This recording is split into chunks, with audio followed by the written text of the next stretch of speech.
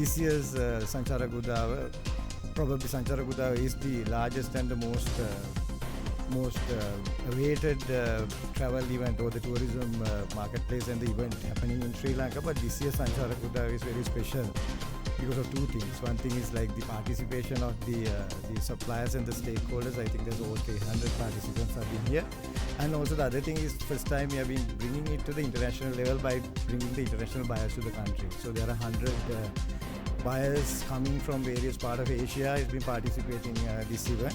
So I must thank those people who are coming from the Asian destinations who are participating here, which is making it a showcase as well as a proper travel mart within our country. We know there are certain travel marts have been happening in Asia, like OTM and Sate. In the similar manner, this is actually a precursor this year, and probably from next year onward, we can have a kind of a proper travel mart in the country, which has been important for us to be showcasing our products, especially the medium, small and the micro scale suppliers in the tourism industry will be getting a platform through Sanchara Godawa.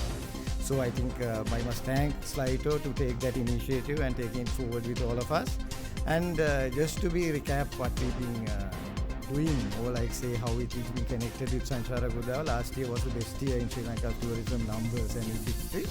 And consecutive 3 months, starting from December, then January and February, we achieved the highest number. So the last February was the highest number. Then we all know what happened in the world geopolitical scenario, and that actually affected us. In fact, it is very glad to see the entire tourism industry of the country in one national platform. Thank you so much, and compliments to the organizing committee putting this premier travel and tourism exhibition of the country for the successful 13th time continuously. As Chairman detailed, Sri Lanka as a tourist destination has been one of the most resilient in the world. After we took over, it was Ditwa and it was all chaos, but we came back immediately after, thanks to entire community in the industry. And now we all know what is going on. I just checked the statistics so far. Compared to 2025, there is 2% drop so far. Of course, month to month, around 20%. So there is a challenge. But still, I think events like this and working together will be the way out. So as a government, digitalizing the industry and raising the bar high in terms of quality standard is the focus for the medium term. In fact, we have cleared now the National Procurement Commission to go for 14-day tenders, and I'm sure we can launch it in the next week. So it is in our technical team now. So we can go for this interim digital campaign within next couple of weeks. It's been cleared, yeah? And thank you so much for organizing this very important event. I heard just now that it's the first time that we've opened it up for international partners as well, and that shows that we are really moving forward and thinking ahead. Really pleased to see all of you here, and I hope you get to experience our hospitality and tourism industry at its fullest. Of course, we all know that the tourism industry is one of the most critical industry sectors for us, one which is expanding, one that we are projecting to expand as well. But at the same time, the tourism industry is a highly sensitive industry. It's highly sensitive to both environmental and political, economic events as our country has experienced over the years. We recovered after Ditwa. As was mentioned, 2025 was one of the most successful years for tourism for us. But then global events are also testing the resilience of the tourism industry in ways that we were not anticipating. I think what's important here, there's an important lesson to be learned here, is that this is the new normal. Right? I don't think we can expect periods of calm or when there is no crisis. Crisis seems to be the norm in the world today. Environment issues are always going to be something that we are going to have to contend with. So I think the tourism industry needs to understand this and shape itself accordingly as well, to not just expect periods of calm, but to expect periods of disruption and figure out how to work around it. In that sense, I think it's also important that the industry begins to think not so much in terms of numbers, but in terms of quality.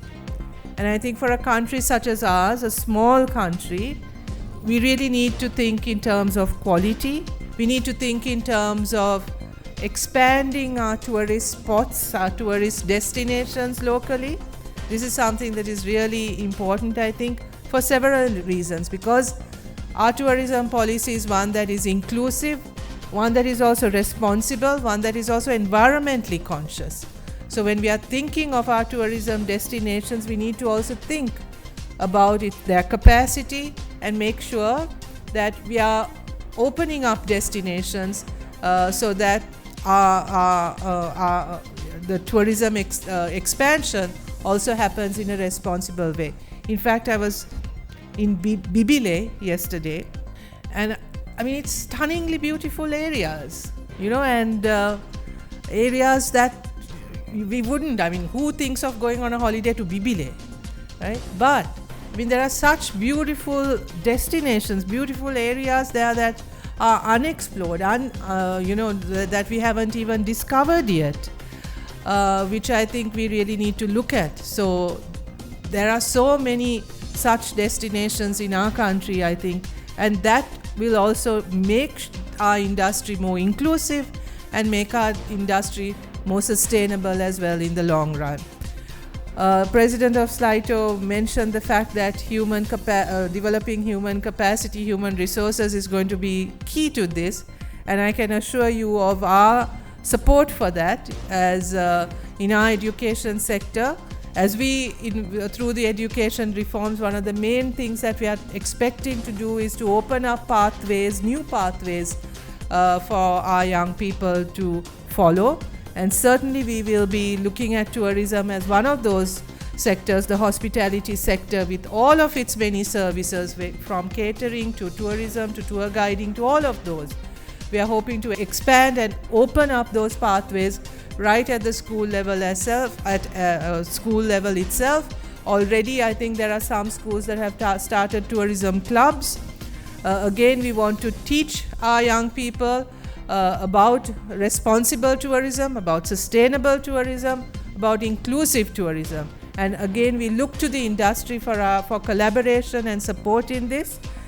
We hope that you will be able to give us your support in accepting our students, accepting our young graduates as interns as well, to expose them to the industry, to give them the exposure to the industry so that they experience what the industry is about and they learn to choose this as a pathway and as a professional option.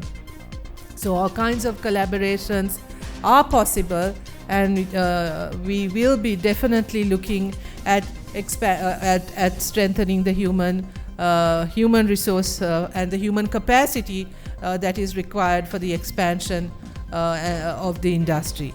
I also want to mention one thing, and that is don't forget the domestic tourists. And down times, domestic tourists have kept this industry going. So I think that is also something to think about, something to cater to, and something that we need, that our tourism industry also needs to accept and to promote. Today, the population segments are also expanding, diversifying. There are local domestic tourists who look for high-end experiences as well. So I think we should be able to cater to all of this.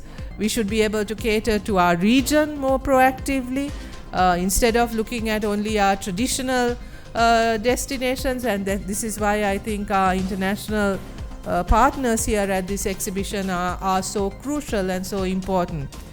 Also, finally, I want to say that the government policy is that the government's role in the tourism industry is to set the infrastructure, the policy, and the regulatory environment. The rest is up to the private sector. You have to drive this industry, you have to invest in this industry, and you really need to drive it.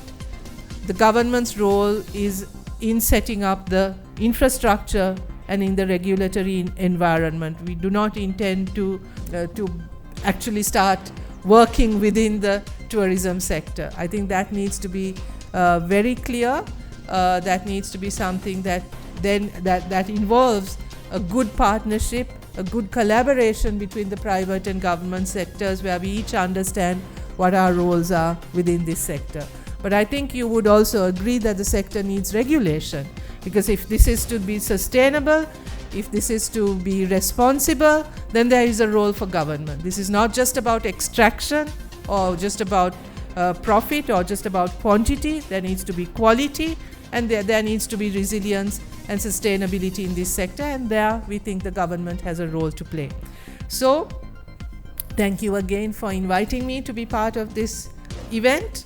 I congratulate the organizers for putting together something as massive as this. This is the 13th year, I believe. So I wish you all success. I invite everyone to really learn about our industry, to understand the Sri Lankan brand. I hope you get to meet the Sri Lankan people who are, I think, our best brand ambassadors and the best that we offer as a tourism industry. And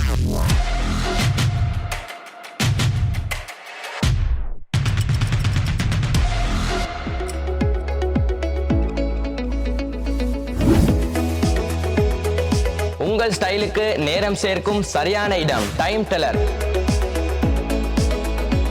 நீங்க watch business செய்யறவங்களா இல்லாட்டி செய்ய பாக்குறவங்களா, உங்களுக்கு நாங்க best விலையில best வாரண்டியோட best ஐட்டங்கள்ல நிறைய மோர் தென் வெரைட்டிஸோட தரத்துக்கு நாங்க ready ஆகிக்கிறோம். எங்கள்கிட்ட எல்லா ஐட்டமும் வாரண்டியோடையும் வரும், நல்ல ஐட்டமும் மீக்குது, அதே மாதிரி லோ பிரைஸ்லயும் மீக்குது. ரிட்டைல் எடுக்கணுமெண்டா ஒர்க்கிங் கஸ்டமரா இருந்தீங்கடா வந்து நீங்க வாங்க, நாங்க ஹோல்சேல் விலைக்கு உங்களுக்கு ரிட்டைல் தருவோம். எங்களோட கடை இருக்குது பெட்டால 2nd Court Street நம்பர் 54 மார்க்கெட்ல, சரியா கந்தரோட்டைக்கு சரியா ஆப்போசிட்ல இருக்குது. கடைக்கு நீங்க சாமான் எடுக்கானி பரவாயில்ல, சும்மா விசிட் பண்ணி பாருங்க. என்னோட கான்டாக்ட் நம்பர் 076-878-2418. செய்திகளை உடனுக்குடன் தெரிந்து கொள்ள உடனே சப்ஸ்கிரைப் பண்ணுங்க.